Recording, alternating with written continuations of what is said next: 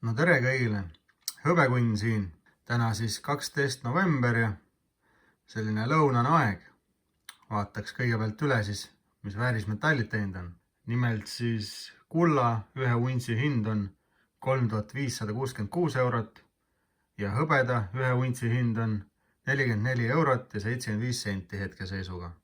Aga siin mõtlesin, et räägiks jälle ja vaataks, et mis maailmas toimunud on ja et kas on oodata meil metallide tõusu ehk jälle, et mis maailmas toimub. Ja võib-olla siis jälle alustakski sellisel sõja teemal, et sõjad ja hirm ja kõik sellised ju liigutavad alati väärismetallide hindu samuti ülespoole. Et siin vahepeal oli ju Taimaal ja Kambodjal selline relvarahu või selline mingi lepperahu kuu aega või mis siin oli mingi aeg, et kõik arvasid, et saab korda. Kuid hetkeseisuga tundub, et eilsest hakkas jälle trall pihta, et Taimaa hakkas omal igasuguseid sõjaväetehnikat piiri äärde viima ja nii edasi. Siis India ja Pakistan täitsa võimalik, et tuleb sealt suurem sõda.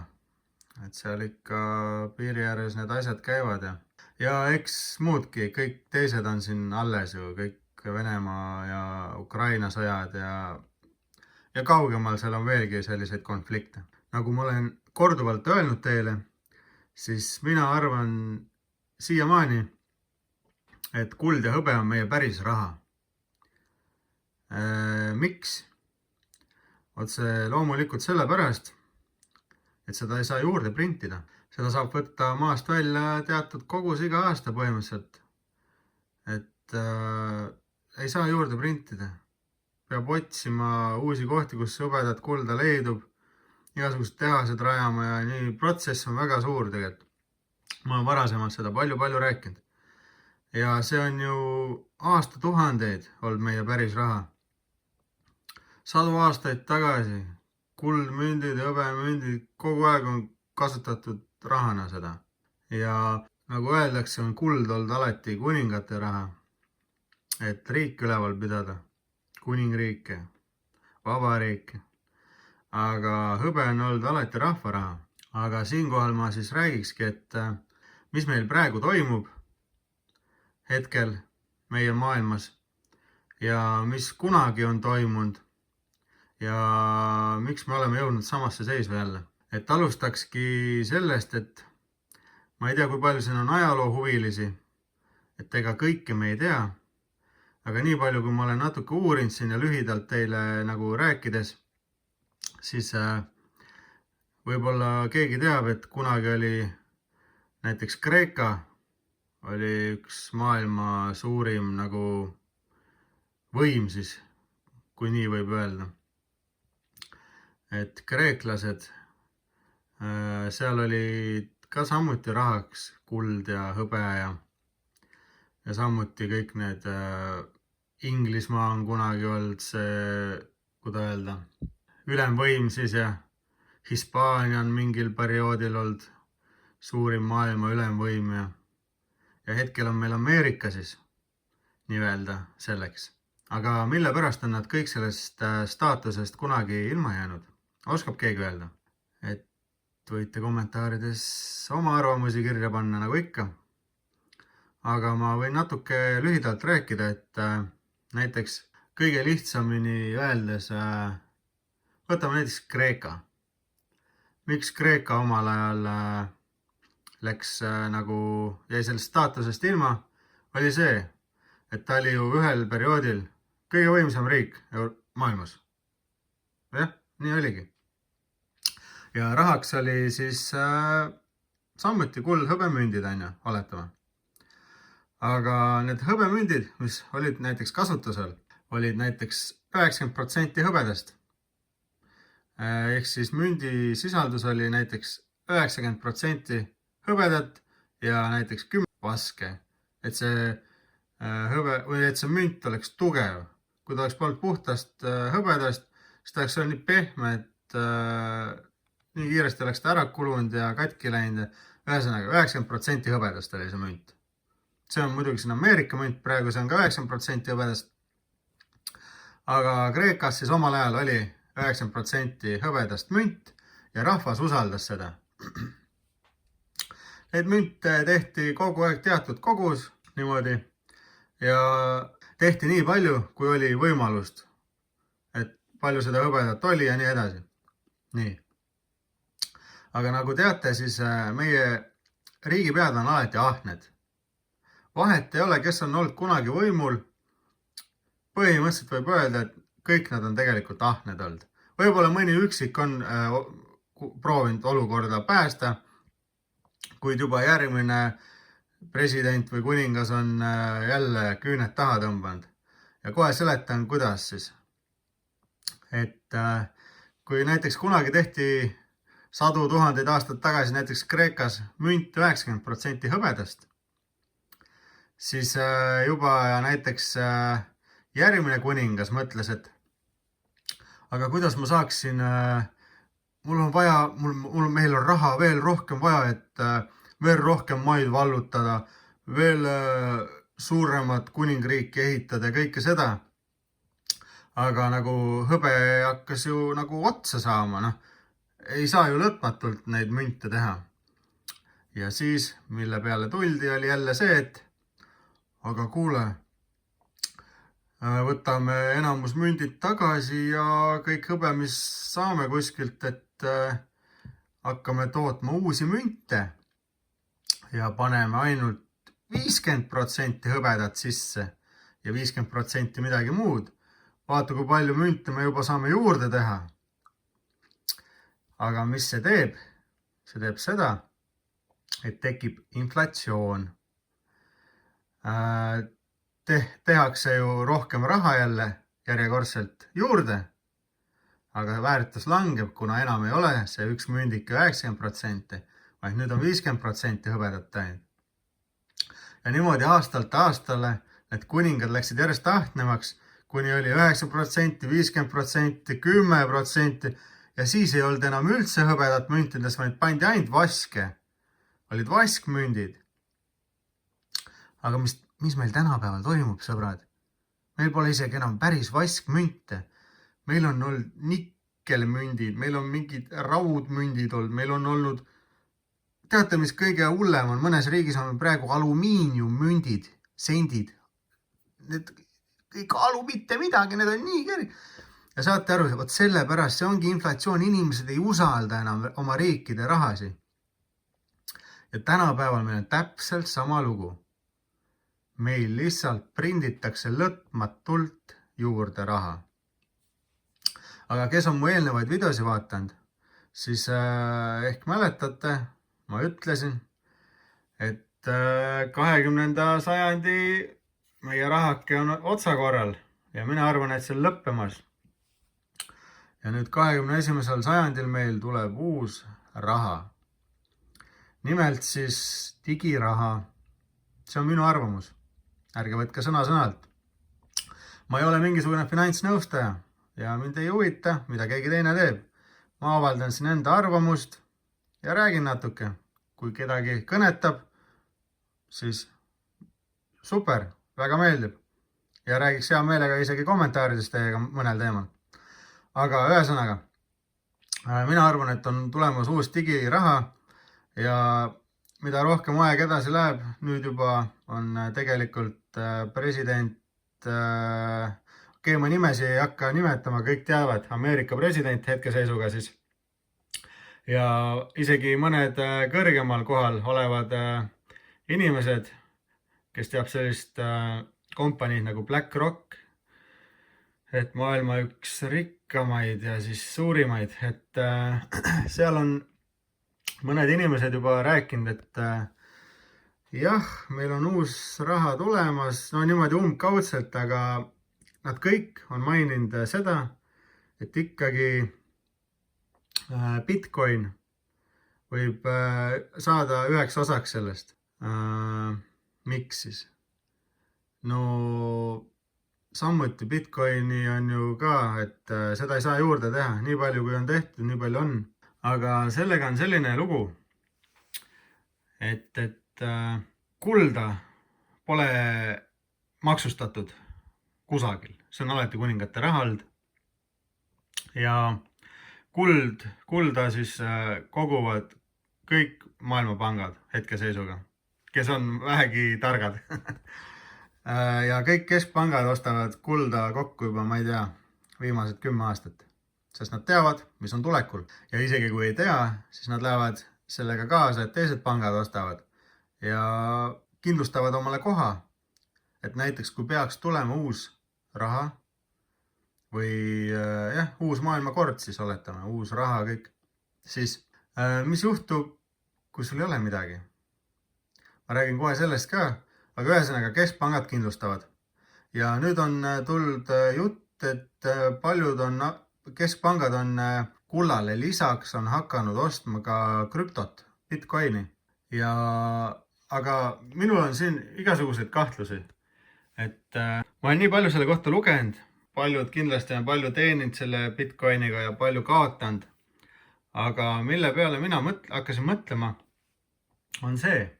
Okei, jutt jäi Bitcoini juures pooleli, aga et teile nagu, kuidas öelda, arusaadavaks teha, siis ma pean ikkagi tagasi kulla juurde liikuma.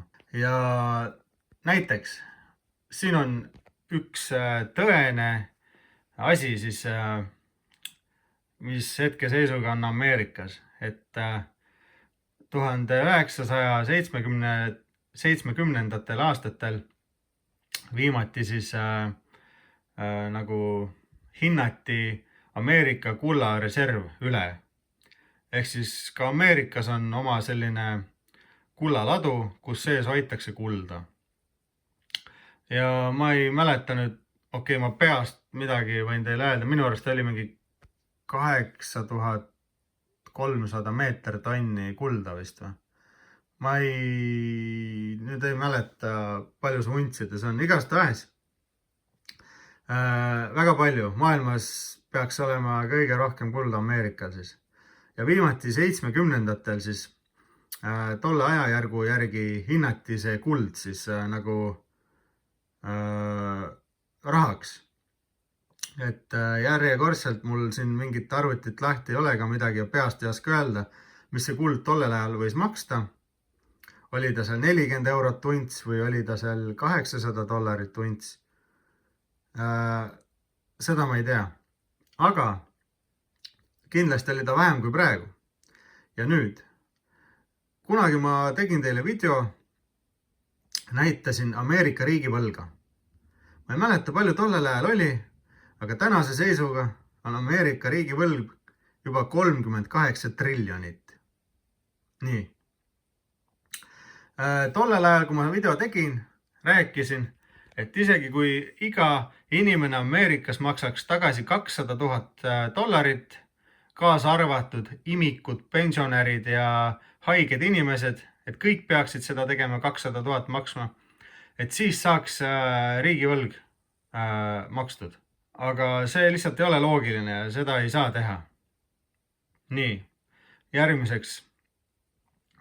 Siis oli selline teema, et aga kui 70-ndatel viimati siis hinnati seda kulda, et aga äkki oleks aeg siis uuesti üle hinnata tänapäevaste nagu kullahindade järgi. Et see 8000 meeter-tonni kulda, et hetkeseisuga siin kuld on 3566 eurot, et hindaks nüüd selle peale üle. Et vaatame, mis summa siis meie kuld väärt on. Ja selle peale oli selline asi, et küll räägiti ja käidi väidetavalt seal Elon Muskid ja igasugust, ja et kuld on olemas ja kõik, et aga keegi täpselt midagi ei ütlenud, palju see väärt on ja siiamaani pole inimestel teada. Ja siis oli selline asi, et nüüd me jõuamegi sinna krüpto juurde. Et arvatavasti siis minu arvamus on see, et meil on tulemas uus raha. Ja see Bitcoin näiteks, kui lisaks Bitcoinile võib ka muid digirahasid tulla, absoluutselt. Aga oletame, see Bitcoin tuleb. Siis on see, et nagu te teate, oletame lihtsalt praegu, et 2030 aasta on nüüd see aeg, kui meil tuleb uus raha. Ja praegu 4 aastat, nüüd 5 aastat, 4-5 aastat käib meil veel see viimane, vaata, kui on inflatsioon, siis ei saa ju päevapealt põhimõtteliselt, saab, aga sa ei taha päevapealt lasta kogu seda riikide värki nagu nulli. Et sa pead vaikselt minema niimoodi. Ja keskpangad 24/7 ööpäeva ringselt prindivad paberraha juurde. Ja keskpangad selle paberraha eest ostavad omale kulda. Ja et kindlustada siis koht, kui tuleb uus raha. Ja see kuld hetkeseisuga meil siis näiteks on 1 untsi kohta 3566 eurot. Aga inimesed teavad, või mitte inimesed ei tea, aga vaata, kui nüüd tuleb digiraha, Bitcoin siis näiteks, seda ei saa küll juurde teha, aga teate, mis sellega saab teha või? Seda saab maksustada. Riigid saavad sellest lahti öelda. Nad ei pea seda oma rahaks võtma. Sellega saab teha nii palju asju. Ja mõelge nüüd, kui meil tulebki see nii-öelda Bitcoin rahaks siis, digirahaks. See on nii pikk teema, uskumatu. Ma võikski sellest rääkima jääda lihtsalt. Oletame, ma ei tea, te panete kõik oma säästud sinna, või ühesõnaga, lõpuks kui digirahale on üleminek, teie raha ei ole enam mitte põhimõtteliselt mõhkugi väärt, on ju. Ja inimesed ikkagi mingi alustavad nullist. Ja kõik need keskpangad ja targad inimesed, kes on omale kulda ja hõbedat siis nagu kokku ostnud, korjanud, nendel siis võib minna väga hästi. Hetkeseisuga on küll kuld 1 untsi kohta 3566 eurot, aga nädala pärast võib olla see 10 000 eurot. Kuu aja pärast võib olla see 15 000 eurot. Ja aasta pärast või aastaks 2030 võib 1 unts kulda olla 50 000 eurot. Miks? Hüperinflatsioon. Aga siinkohal peame jälle tulema selle juurde tagasi, et me ei tea, mis meid ootab homme. Aga me teame seda, et kõik maailma keskpangad ostavad kokku kulda. Lisaks sellele prinditakse raha nii palju ja selle samuse raha eest ostetakse kulda. Aga lihtinimesed vajavad ju kõiki tarbeid ja meie näeme, et inflatsioon on nii suur, et kõik see raha, mis te kuu aja jooksul teenite, tavatöö, ütleme keskmine eestlane näiteks, kes käib tööl, et tema ostuvõim ainult langeb. Kõik maksud, kõik asjad tõusevad, aga tema saab järjest vähem kätte omale.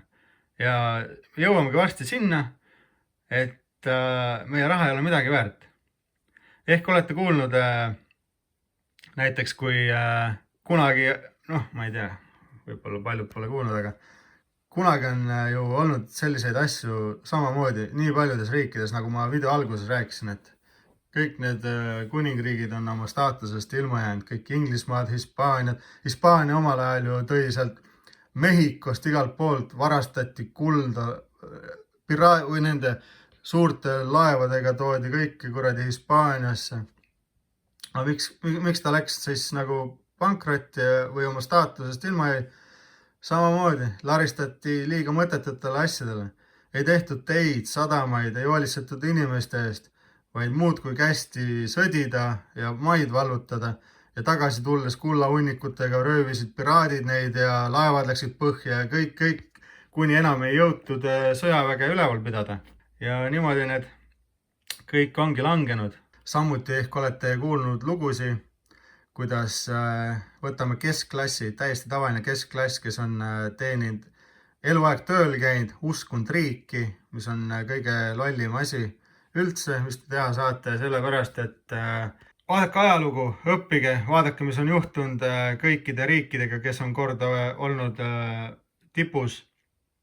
Inimesed on neid usaldanud mingil ajaperioodil, aga vaadake, mis on juhtunud hiljem nendega, miks on kaotanud rahvas usalduse nende vastu.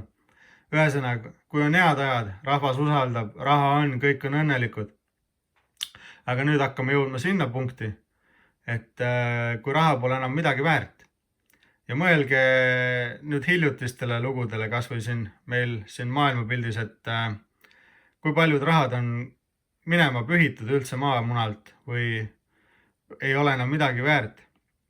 Näiteks lugu siis, ma riiki ei hakka mainima, aga ühest riigist, kus näiteks üks juuksur, mõelge, te olete tavaline keskklassi inimene, teil on oma juuksurisalong, olete põhimõtteliselt eluaeg vaeva näinud, töötanud seal, olete omal raha kogu aeg kõrvale pannud, et pensionil lihtsalt saaks lõpuks midagi teha, natuke puhata.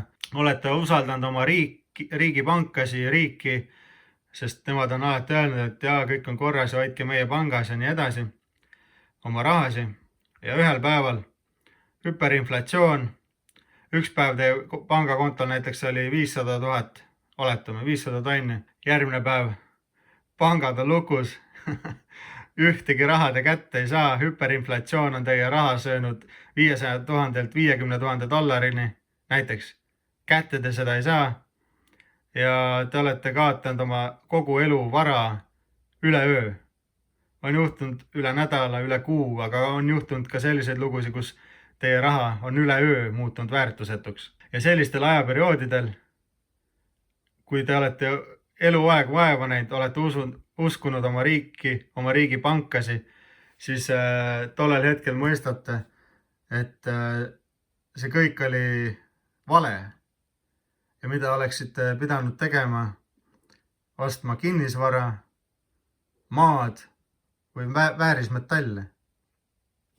Ja need 3 siis asja on olnud aastatuhandeid need, millega on saanud inimesed rikkaks või siis rikkast inimesest väga, väga jõukaks. Et nende 3 asjaga, kui on olnud need samamoodi uutele rahadele üleminekud või täielikult raha kaotamised riikides, siis need inimesed, kellel on neid 3 asja olnud, on üldiselt väga kenasti sellest välja tulnud. Küll on palju räägitud juba. Aga mis ma teile tahan öelda, ongi see, et kuld, hõbe, maa, ärge müüge neid maha, vahet ei ole. Kas nüüd see, oletame, üks hõbemünt, mis on siin hetkel 44 eurot, et kas ta nüüd on kuu aja pärast 75 eurot. Et tegelikult teie münt ei ole nüüd kallim. Kuulake hoolikalt, teie münt ei ole nüüd kallim, aga raha on vähem väärt, sest raha on inflatsiooni tõttu nii alla kukkunud. Seda ju prinditakse nii palju juurde.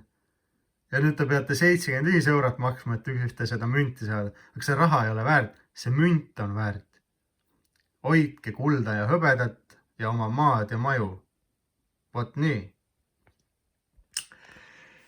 Ja selleni ma tahtsingi jõuda nüüd, et need kõik keskpangad, kes omavad kulda, kui nüüd on üleminek uuele rahale, siis juhtub selline asi, tuleb ka kõikide asjade uuesti selline nagu väärtustamine. Et nagu öeldud sai, see üks münt tollel ajahetkel ei pruugi enam 44 eurot olla, ta ei pruugi olla 75 eurot, ta võib olla 500 eurot ka uue raha järgi. Et meil on täiesti uus ajastus tulemas, rahasüsteem täiesti uus. Ja me keegi ei tea, mis saab. Aga kui jõuda tagasi sinna USA võla juurde, mis on hetkel 38 triljonit, mina arvan, miks ei tahtnud USA praegu uuesti siis arvutada, palju tema kuld väärt on, sellepärast, et olgugi, et kui oletame 70-ndatel, lihtsalt oletame, näiteks oligi see üks unts kulda näiteks $400 ja hetkel on 3500, no ütleme $4000 siis. Varem oli 400 ja oletame, nüüd on $4000. Miks ta ei taha praegu uuesti ümber arvutada seda? On see, et nüüd oodatakse seda ülemineku hetke ja kui see juhtub, siis need, kellel on kuld ja hõbe, need on ju põhimõtteliselt rikkad kohene. Et nagu ma enne mainisin, see kuld tollel hetkel võib üle päeva olla järsk 10 000 eurot, kuu aja pärast 15 000 eurot ja üks unts võib ka olla 50 000 eurot, seda me ei tea. Ja vot nüüd, kui see üks unts kulda peaks olema 50 000 eurot, vot siis hakatakse ümber arvutama seda kullareservi, mis Ameerikal on. Nipsu pealt võib olla riigivõlg pühitud või enamus sellest makstud, nii öelda. Et vot seda, ma arvan, oodatakse.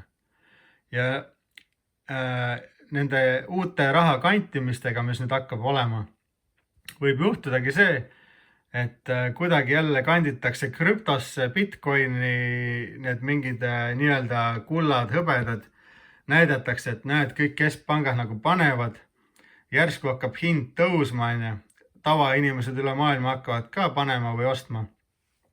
Siis tuleb jälle hetk, kui kõik need keskpangad tõmbavad sealt välja, vahetavad, said oma kasumit kätte, vahetavad kõik kulla hõbeda vastu ja siis tavainimesed pole sellest veel midagi aru saanud näiteks. Ja siis ongi hetk, et davai, aga nüüd on aeg, maksustame krüpto ära või tuleme sealt välja ja pistjets, jälle sama lugu nagu alguses. Ja jõuame tagasi ikka kulla ja hõbeda juurde. Et ma ei tea, sõbrad, mul on nii palju rääkida ja siin tuli selline segapudru kokku, aga ma loodan, et te saate millestki vähemalt natuke aru või saite natukene aru. Ja nagu ma ütlesin, et kui teie münt, olgu see kuld või hõbe, kas või 50 eurot tõuseb, siis tegelikult teie münt ei ole sittagi rohkem väärt, vaid raha hoopis on langenud ja raha ei ole midagi väärt. Teil on ikka see sama münt, mis teil oli varem, aga miks see nüüd rohkem maksab järsku, sest raha on inflatsiooni tõttu langenud. Nagu ikka, proovige lahti saada oma võlgadest enne uue raha tulekut, makske ära liisingud, võlad, ma ei tea, mõelge välja midagi. Mõistlikult, kui olete uus ja olete tulemas kulla hõbeda maailma, siis tehke eeltööd või vaadake mu videosi või ma ei tea. Ärge lihtsalt minge kõike kokku krahmama, mis saate. Et te võite liiga kallilt osta neid asju kokku kogemata, nii et ei teagi. Või millest ei pruugi hiljem lahti saada, mida inimesed ei taha näiteks. Ja nii ongi, et mõistlikult tuleb kõike teha, stabiilselt, mõistlikult, iga kuu natuke ostate. Ja ma arvan, et kes seda teeb või on teinud aastakümneid, et tulevik on väga helge tema jaoks. Aga kes on samas minemas pensionile, siis ja sooviks praegu oma kullavarudest näiteks loobuda, siis teistpidi võib öelda, et kuld on oma aegade tipus, miks mitte, müüge praegu maha, saate pensionile minna. Kuid see praegune tipp võib olla tuleviku kulla hinna kõige alumine tase. Seda me ei tea ja seda näitab vaid aeg. Aga samuti on öeldud ka, et iga kord, kui kuld kahekordistub, impeeriumid langevad. Nagu juhtus Hispaaniaga omal ajal, Kreekaga, Inglismaaga, on ka Ameerikas sama lugu juhtumas. Kindlasti mul on veel palju rääkida, palju arutada, kogu aeg tuleb palju infot peale. Pea ei ole prügikäist, teile niimoodi peast kõik erinevaid teemasid segaputru siin kokku panna. Vahel tuleb päris hull segadus. Aga kindlasti ma teen videos edasi, vaatame, kuhu me jõuame, mis maailmas juhtub. Ja nii teemegi. Siin oli Hõbekunn. Pange subscribe, like, kommenteerige ja näeme järgmises videos. Olge tublid. Tšau!